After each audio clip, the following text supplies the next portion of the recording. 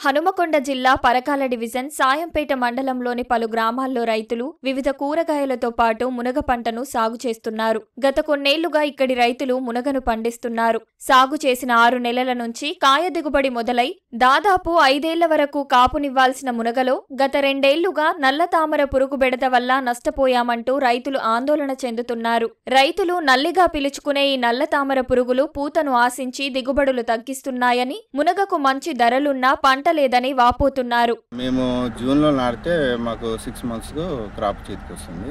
Crop ఇప్పుడే start అయింది. పోయినసారి కంటే ఈసారి కొంచెం నల్లి అనేది ఎక్కువగా అటాక్ అవుతుంది.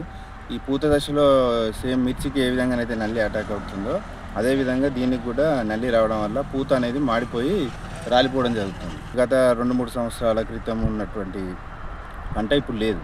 ఎందుకంటే అప్పుడు నల్లి తక్కువగా ఉండే, క్రాప్ ఎక్కువ వచ్చేది, దిగుబడి ఎక్కువ వచ్చేది.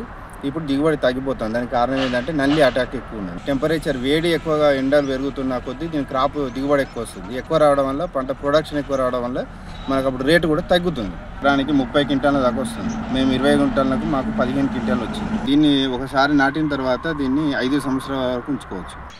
ఏట మంచిగానే వెళ్ళింది, కానీ ఈ సంవత్సరం అయితే మొత్తం నిరుడు 2 సంవత్సరాలు 2 సంవత్సరాల కాంచెల్లి అసలు కాపు లేదు, దిగుబడి అత్తలేదు. అది వరకు దిగుబడి బాగా వచ్చింది, పంట మంచిగానే వచ్చింది, పెట్టుబడి మంచిగానే పెట్టినాం, మంచిగానే వచ్చింది. కానీ ఇప్పుడు పెట్టుబడి పెట్టినాం, కాపు లేదు, ఏది లేదు. నల్లి వచ్చిన కాంచెల్లి ఇప్పుడు ఎకరం కాస్తే 50 క్వింటాల వచ్చింది. కాస్తే అది కాస్తలేదు, అసలుకి పెట్టుబడి నష్టం అయింది. ఇప్పుడు ఈ సంవత్సరం మిరప తోటలకు వచ్చిన నల్లి వచ్చింది దీనికి, అదే ఇక ప్రయాణిస్తలేదు. గతంలో ఎకరా మునగ తోట నుంచి 30 క్వింటాలు దిగుబడి వచ్చేదని, నల్ల తామర పురుగుల ప్రభావంతో దిగుబడులు సగానికి సగం తగ్గిపోయాయంటూ రైతులు ఆవేదన చెందుతున్నారు.